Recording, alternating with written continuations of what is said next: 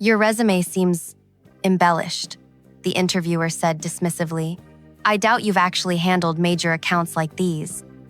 My chest tightened as 15 years of hard work were brushed aside with a single sentence. The weight of my dwindling bank account pressed down as I sat straighter. Every achievement listed is genuine, I said quietly.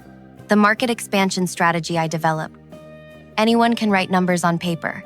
The interviewer cut me off with a thin smile. Without backing from a prestigious firm, these claims are questionable at best. 8 months ago, I was directing projects across 5 countries until new ownership pushed out experienced women for their inner circle. Now, I was on my 73rd interview, facing the same wall of doubt. The interviewer tapped my resume with a pen. This client portfolio seems particularly far-fetched. The side door swung open. A person in an expensive suit walked in, stopped mid-stride, and stared at me. "It's you," they exclaimed with genuine warmth. "The miracle worker who saved us last year. When every consultant said our product line was doomed, your strategy completely turned things around." The interviewer's mouth opened slightly. "That's precisely why I'm here today," the client continued. "We want to triple our investment with your firm. Is she joining your team? Because that would seal the deal immediately." Before I continue this incredible story, I need you to know something. Have you ever been underestimated? Ever had someone look at you and decide your worth before you even spoke? If you felt that burn of injustice, you'll want to stay until the very end, because what happens next changed not just my life, but an entire industry. My name is Aviva Renault. At 42, I had built my career in international market strategy from nothing. Growing up in a small Midwestern town where girls were expected to marry young and stay close to home, I'd defied expectations by working 3 jobs to put myself through business school. My analytical mind, combined with genuine empathy for consumer needs, had become my professional signature. I'd cultivated the ability to see patterns others missed and translate those insights into profitable strategies. But sitting in that interview room at TGR Advisory, none of that seemed to matter to Philomena Oswald, the chief talent officer whose pencil-thin eyebrows had remained raised throughout our entire conversation. After the client, Elias Bowen, CEO of one of North America's fastest-growing consumer goods companies, left the room, Philomena's entire demeanor transformed. Her rigid posture softened. The critical edge in her voice disappeared. "Well, this is certainly unexpected," she said, adjusting her glasses. "Elias is notoriously difficult to impress. Tell me more about how you worked with his company." I took a measured breath. I designed their Southeast Asian market entry strategy last year. Their previous consultants had recommended against expansion, citing cultural barriers. But I identified specific regional opportunities they'd overlooked. Philomena nodded enthusiastically, as if she hadn't spent the previous 20 minutes questioning my capabilities. Fascinating. And the results? 37% growth in their first 2 quarters, outperforming initial projections by double digits. "Impressive," she said, scribbling notes. "We should accelerate your application. In fact, given your experience, we might consider you for our senior director position. The compensation would be quite generous." The whiplash from contempt to courtship gave me emotional vertigo. Just moments ago, she had practically called me a liar. "The position requires someone who commands respect," she continued, oblivious to the irony. "Someone with gravitas." I watched her rewrite our shared reality in real time. The dismissive interviewer was gone. In her place sat an enthusiastic advocate who'd recognized my potential immediately. As she outlined next steps, my mind drifted back to 8 months earlier. I'd been executive strategy director at Crest Innovations when a venture capital firm acquired us. The new CEO, Preston, had called me to his office on a Tuesday morning. "Aviva, your track record is stellar," he'd said while examining his cuticles. "But we're implementing a more aggressive growth model requiring different leadership chemistry." Translation: the boys' club was closing ranks. Within 6 weeks, all 5 female directors were replaced by men from Preston's network. Most had less experience, but the right energy for the new vision. My severance package was generous, designed to prevent lawsuits rather than honor contribution. At first, I'd been confident. With my experience and results, Finding a new position seemed inevitable. But 73 interviews later, I'd encountered countless versions of Philomena, people who couldn't reconcile my achievements with their perception of who should have achieved them. We could have an offer prepared by tomorrow, Philomena was saying now. I'll just need to confer with the executive team, but after Elias's endorsement, it's practically a formality. I looked at her, noting how her earlier contempt had vanished completely. That's quite a shift in perspective, I said carefully. She laughed lightly. Well, Elias is our highest billing client. His opinion carries significant weight. And my extensive experience didn't? Her smile faltered. I hope you understand that we have to be thorough in our vetting process. Many candidates exaggerate their ducks. You weren't being thorough, I interrupted quietly. You decided I was unqualified the moment I walked in. That's not true, she protested, color rising in her cheeks. I was simply asking challenging questions.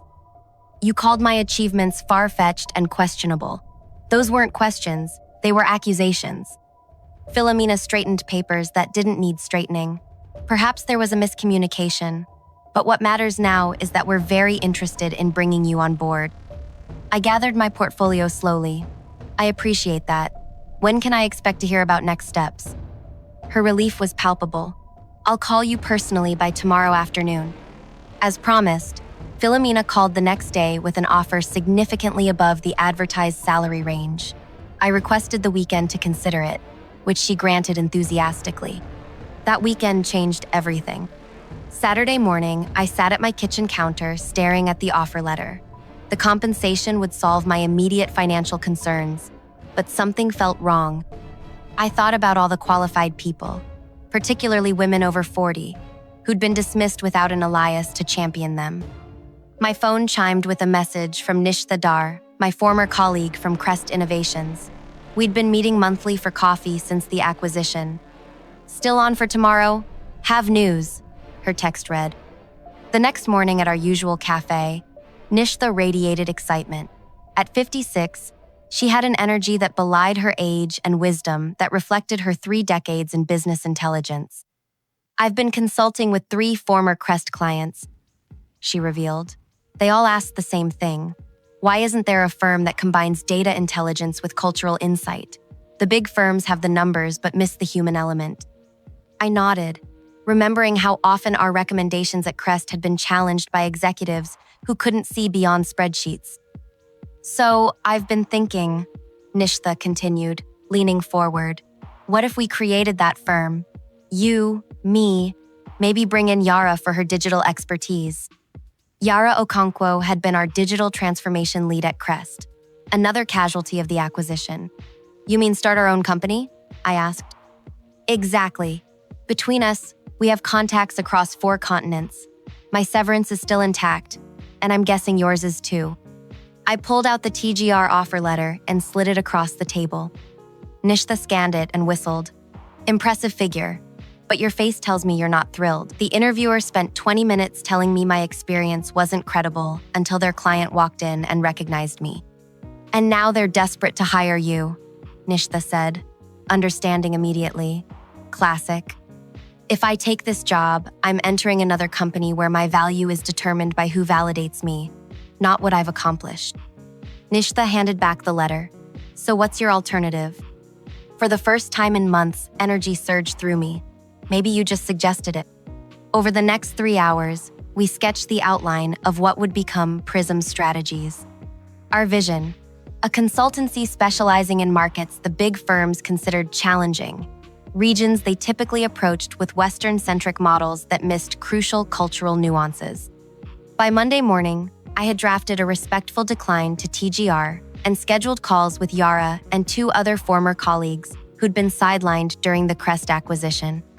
Philomena's response came within minutes of my email. This is disappointing.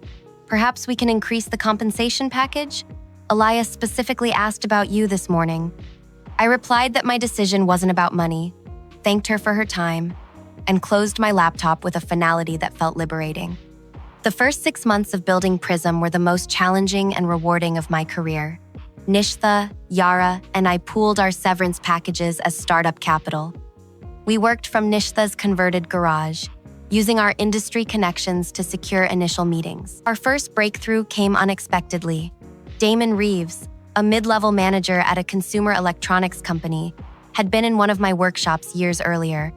He reached out after hearing I'd started a new venture. My team has been pushing for Southeast Asian expansion, but our consultants say the markets aren't ready, he explained. I remembered how you approached similar challenges. Would you consider providing an alternative assessment? The project budget was modest, but the opportunity was perfect. We spent 3 weeks developing a comprehensive analysis that identified specific entry points overlooked by traditional metrics. When we presented our findings, the room's energy shifted from skepticism to excitement. 2 vice presidents who hadn't been scheduled to attend showed up midway through. "This is exactly what we've been trying to articulate," one said afterward. "You've quantified the opportunity while addressing the cultural complexities." That single project led to 3 referrals, each slightly larger than the last. By month 4, we had hired 2 analysts and moved into a small office space. Then came the industry conference that would change everything. The annual Global Market Summit was the premier gathering for our industry. Normally, a startup like Prism wouldn't have warranted attention, but Yara had previously chaired the technology panel and leveraged that connection to secure us a small presentation slot on the secondary stage. Our topic, Invisible Markets, Identifying Overlooked Growth Opportunities, wasn't designed to be provocative. We simply presented case studies showing how traditional assessment models systematically undervalued certain regions and demographics. What we didn't know was that Elias Bowen would be in our audience. When the Q&A began, Elias stood up. "Your methodology challenges everything the major firms have been telling my board. How confident are you in these projections?" I recognized him immediately, but maintained my professional composure. Our models have consistently outperformed traditional projections by 23 to 41% in these markets. We have the data to support every assertion we've made today. "You certainly do," he said with a smile. "Your strategy transformed our business last year. I'm curious why you're not with TGR now. I specifically recommended you to them." The room grew quiet. TGR was one of the conference's major sponsors, with their CEO scheduled to deliver the next day's keynote. "I decided to pursue a different opportunity," I replied diplomatically. Elias nodded thoughtfully. "Well, their loss is apparently significant. My team would like to hear more about your current work. Are you taking new clients?" "Selectively," I answered. The buzz began immediately after our session. Attendees who had skipped our presentation requested private meetings. Industry reporters who had been focused on the major firms suddenly wanted Prism's perspective. But the most significant moment came that evening at the networking reception. I was speaking with a potential client when I noticed Philomena Oswald watching me from across the room. Beside her stood TGR's CEO, Gerard Walsh, his expression tense as Elias approached me with purpose. "Aviva," Elias called, loud enough for nearby conversations to pause. "I've spoken with our board. We want to transition our entire APAC strategy work to Prism." Philomena's face drained of color. "That's a substantial portfolio," I said, aware of the attention we were attracting. "Worth every penny based on your previous results," Elias replied. "Besides, we've been dissatisfied with our current consultant's limited vision." I felt Philomena's stare intensify as she whispered urgently to Gerard. "We'd be honored to discuss the opportunity," I said professionally. "Excellent. And fair warning, I've already mentioned your firm to several colleagues from other companies. Expect some calls." As Elias walked away, Gerard and Philomena immediately intercepted him. Their conversation appeared tense, with Elias shaking his head repeatedly. Later that evening, Gerard approached me at the bar. "Aviva, isn't it? Gerard Walsh, CEO of TGR. I understand there was some confusion during your interview process with us." "No confusion," I replied evenly. "Your talent officer made her assessment quite clear until Elias changed her mind." Gerard winced slightly. "Sometimes our processes don't properly identify exceptional talent. I'd like to personally apologize and explore whether there might still be a fit between your expertise and our organization." I met his gaze directly. "That's kind of you. but Prism is my focus now. Perhaps a strategic partnership then? Your boutique approach combined with our global resources could be powerful. Before I could respond, Nishtha appeared at my side. Sorry to interrupt, but our next appointment has arrived. No such appointment existed, but her timing was perfect. Of course, I said, turning back to Gerard. It was nice meeting you. The conference marked a turning point for Prism. Within 3 months, we had secured contracts with 7 major clients, including Elias's company. Our team grew to 17 people, each hired not just for their technical skills, but for their diverse perspectives and experiences. If you're enjoying this story so far, I want you to hit that like button right now. Subscribe to our channel and click the notification bell, because we share these real-life business revenge stories weekly. Stories about underestimated professionals who completely transform industries after being dismissed. Your support helps us bring more of these authentic experiences to light. Now, let me tell you what happened next, because the real revenge was just beginning. Our rapid growth necessitated a larger workspace. We found a light-filled office in a converted warehouse district. Nothing extravagant, but with room to expand. I insisted our conference room have glass walls facing the main work area. Transparency would be literal at Prism, not just a buzzword on a mission statement. 6 months after the conference, our client roster had tripled. We'd expanded to 28 team members, each bringing unique perspectives shaped by diverse experiences. When most firms sought graduates from the same 5 universities, we discovered brilliant minds from schools no one in our industry recruited from. Vera, our research director, who'd been rejected by 12 major firms despite her groundbreaking market prediction models, revamped our entire analytical framework. Milo, a 60-year-old former teacher who'd gotten his business degree after 30 years in education, brought psychological insights that transformed our client communications strategy. What made our approach revolutionary wasn't just our diverse hiring, it was our methodology. Traditional firms filtered all market data through established Western economic models.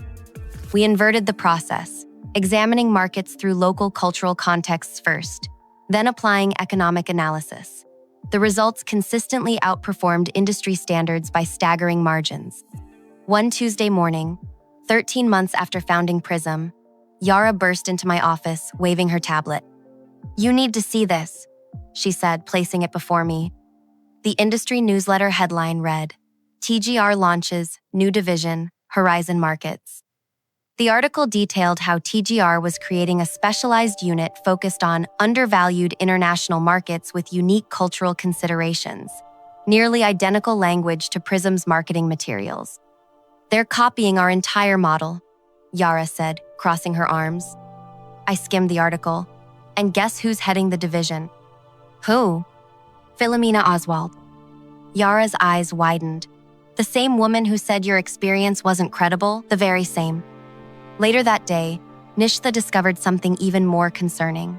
TGR had scheduled meetings with 3 of our biggest clients, offering similar services at significantly reduced rates. "They're undercutting us by 30%, Nishtha reported. "They can afford to operate at a loss to capture market share." I leaned back in my chair, considering our options. They can copy our approach and undercut our prices, but they can't replicate our team or thinking. Let's accelerate development of the assessment framework. The framework Nishtha and I had been developing was our most innovative creation yet, a talent assessment model that identified overlooked potential in job candidates by evaluating skills through scenario-based challenges rather than traditional credentials. "It's still in beta," Nishtha cautioned. "Then we'll refine it faster. This isn't just about business anymore. It's about proving our entire philosophy works." Over the next 3 weeks, we worked relentlessly to perfect the framework. When we finally tested it with a client's hiring team, the results were beyond even our expectations. The system identified exceptional candidates who had been previously filtered out by conventional screening methods. Our client, the innovation director at a technology company, was astonished. These candidates would never have made it past our initial screening. Their backgrounds don't fit our usual pattern. "That's precisely the point," I explained. "Excellence doesn't follow a single pattern." Word spread quickly. While TGR focused on copying our market analysis approach, We shifted the conversation entirely. Instead of just helping companies find overlooked markets, we now help them find overlooked talent to develop those markets. 2 months later, we received an unexpected email from Darian Winters, TGR's Director of Client Services, requesting a meeting. Curious about their intentions, I agreed. Darian arrived precisely on time, impeccably dressed and visibly uncomfortable. After brief pleasantries, he got straight to the point. TGR would like to discuss the possibility of acquiring Prism Strategies, he said. Our board believes there could be significant synergies between our organizations. I kept my expression neutral despite my surprise. That's an interesting proposition. May I ask what prompted this interest? Your growth has been remarkable, he replied carefully. Your methodologies, particularly your talent assessment framework, have generated considerable attention in the industry. The same methodologies TGR is currently attempting to duplicate? He shifted in his seat. There may have been some parallel development, but our leadership recognizes that your team has a unique approach that would be valuable to our organization. I see. And who proposed this acquisition? It was a board-level decision, he said, avoiding my gaze. Gerard Walsh is personally interested in discussing terms with you. I nodded slowly. Please tell Gerard I'm open to a conversation. However, I'd like the initial meeting to include whoever will be overseeing integration, should an acquisition move forward. That would be Philomena Oswald, Darian said. She's now our Executive Vice President of Strategy and Integration. I smiled. Perfect. Please set up the meeting at your earliest convenience. After Darian left, Yara and Nishtha peppered me with questions. Are you actually considering selling to them? Yara asked incredulously. I'm considering hearing what they have to say, I replied. Nishtha studied my expression. You have something in mind. Let's just say I'm curious about how Philomena will approach this meeting. The meeting was scheduled for the following Thursday at TGR's headquarters.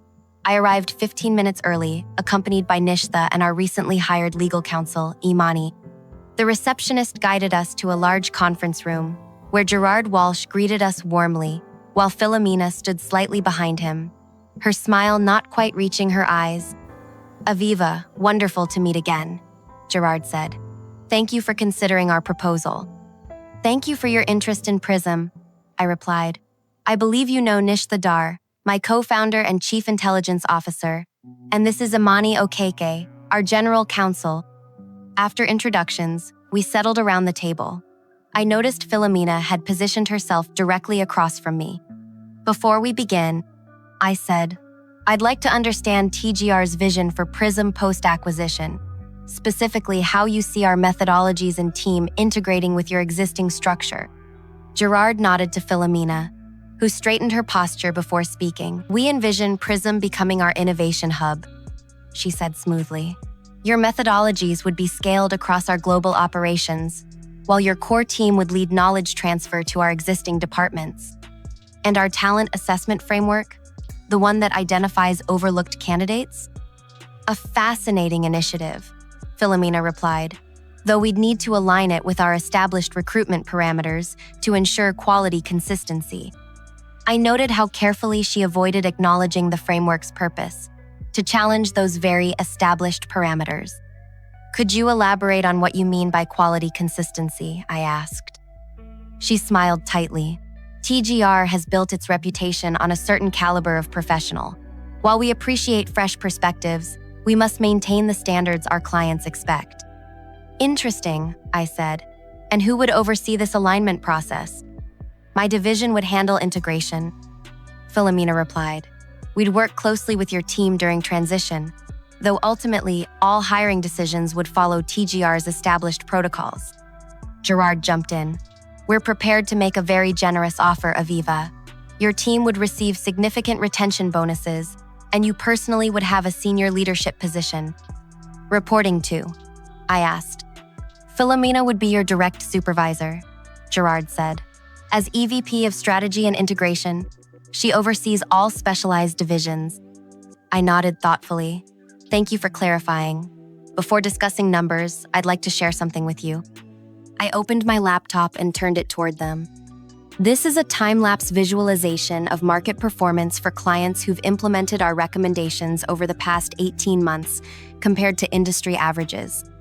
The animation showed dramatic outperformance across multiple sectors and regions. Both Gerard and Philomena leaned forward, their expressions revealing genuine surprise at the magnitude of the differences. These results aren't just marginally better, I continued. They represent fundamental shifts in how these companies approach market development. Impressive, Gerard murmured. Now, I'd like to show you something else. I switched to a different visualization. This represents the demographic and experiential diversity of teams that achieved these results compared to industry norms. The contrast was striking.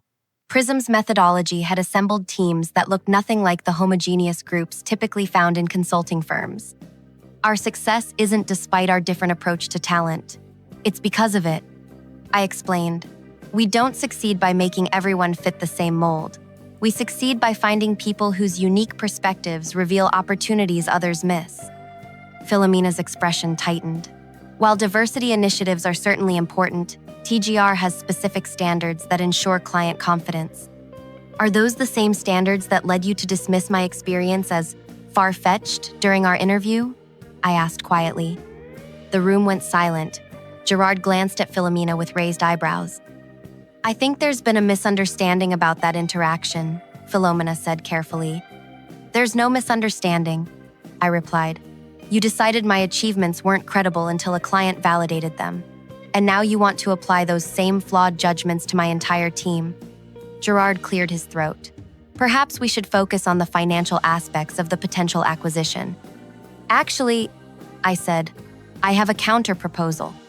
I opened a folder and slid documents across the table. These are our terms for considering an acquisition. Gerard scanned the first page, his eyebrows rising.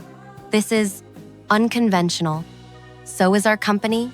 I replied. Philomena frowned as she read. This stipulates that Prism would operate as an independent division with complete autonomy over hiring and methodology. Correct, I said. And this section, Gerard continued, requires the creation of a new department dedicated to inclusive hiring practices, with authority to review and override standard recruitment processes. Also correct. Philomena's voice turned cold. This effectively dismantles our entire talent acquisition approach. It transforms it, I corrected, based on proven results.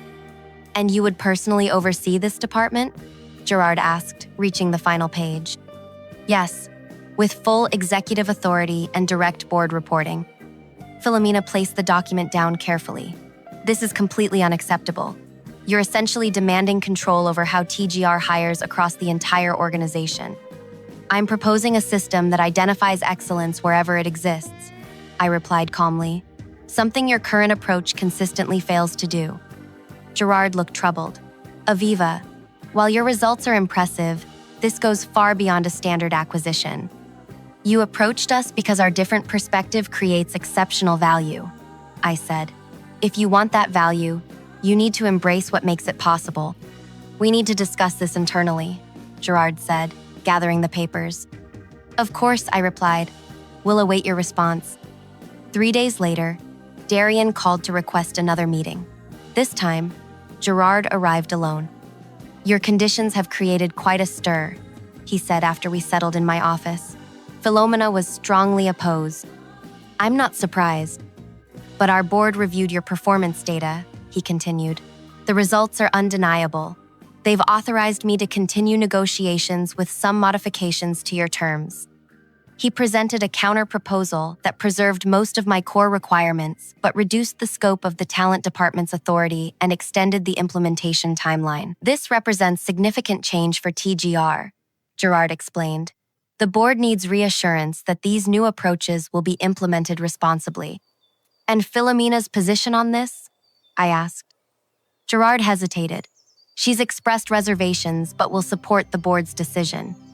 Over the next 2 weeks, we negotiated final terms.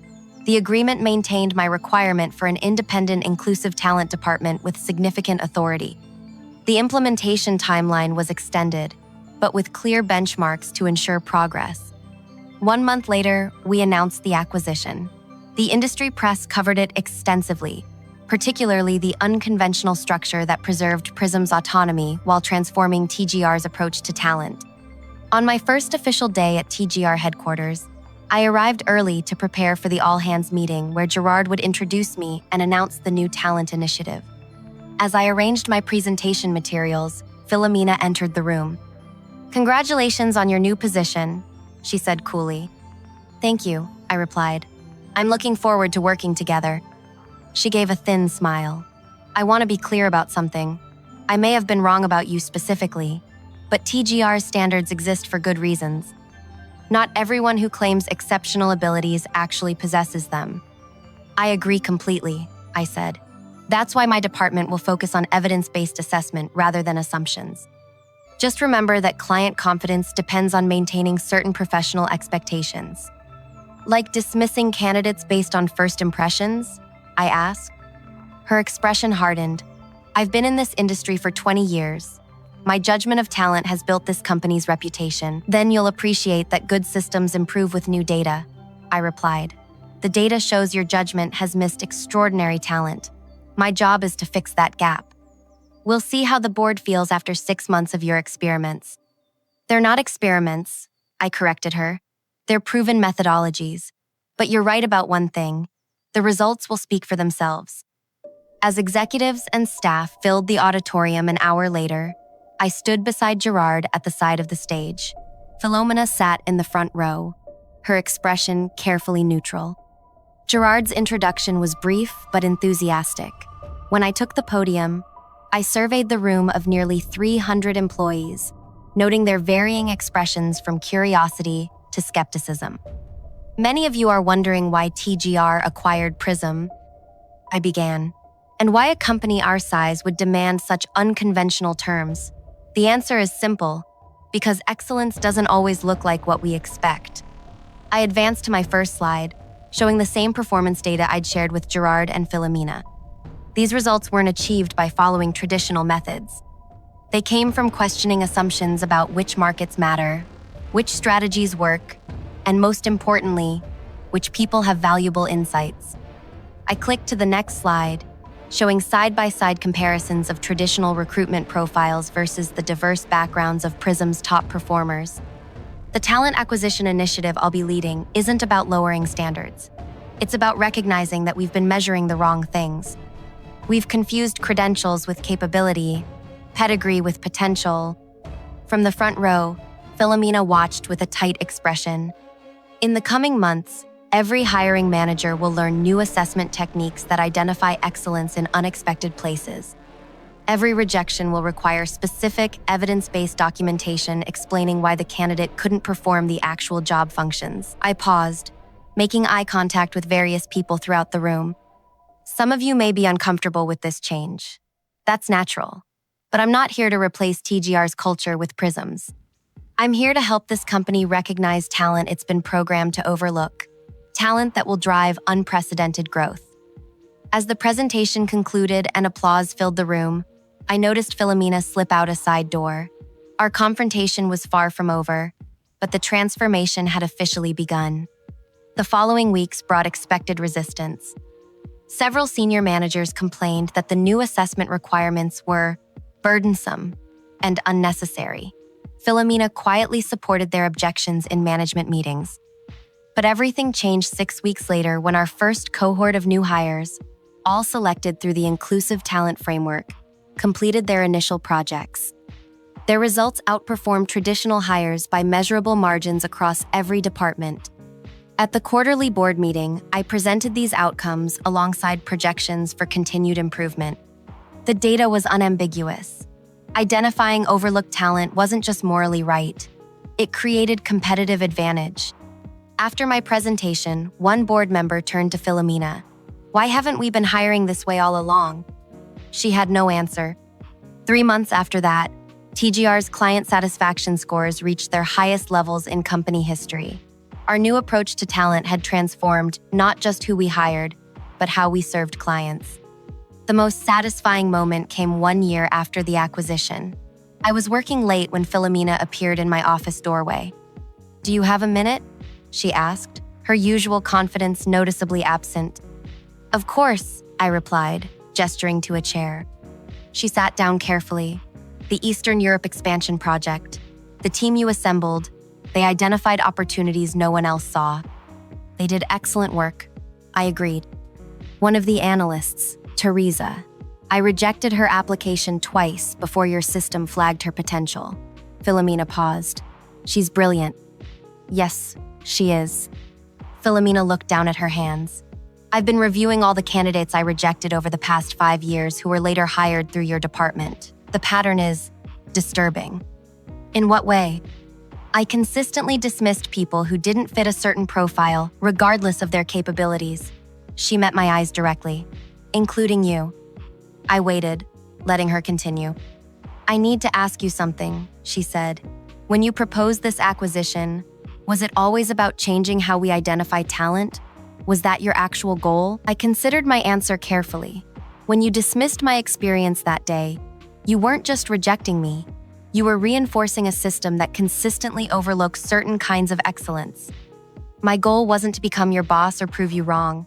It was to ensure that system couldn't keep hurting people with valuable contributions to make. Philomena nodded slowly. I've requested a transfer to lead our Asia-Pacific division, she said. Before I go, I wanted you to know that I understand now what you were trying to accomplish. As she stood to leave, I said, Philomena? She turned. Excellence comes in many forms, including the ability to recognize when our judgment needs recalibration. A small smile touched her lips. Perhaps that's the most important skill of all. 2 years after founding Prism, what began as my personal quest for validation had transformed an entire industry. TGR's inclusive talent approach became the new standard, with competitors scrambling to replicate our results. The consulting world, long dominated by narrow definitions of excellence, was opening to voices and perspectives previously excluded. My revenge wasn't in humiliating Philomena or taking her position. It was in systematically dismantling the arbitrary barriers that let mediocre gatekeepers decide who deserves opportunity, ensuring they could never again dismiss someone like me. Have you ever been underestimated, only to prove everyone wrong? Share your experience in the comments below. Your story might inspire others facing similar challenges. And if you found value in this journey of transformation against all odds, please hit that like button and subscribe. Every week, we bring you real stories of professional redemption that prove success is the best revenge. Hit the notification bell so you never miss an episode, and let us know what industry's gatekeepers need to be challenged next.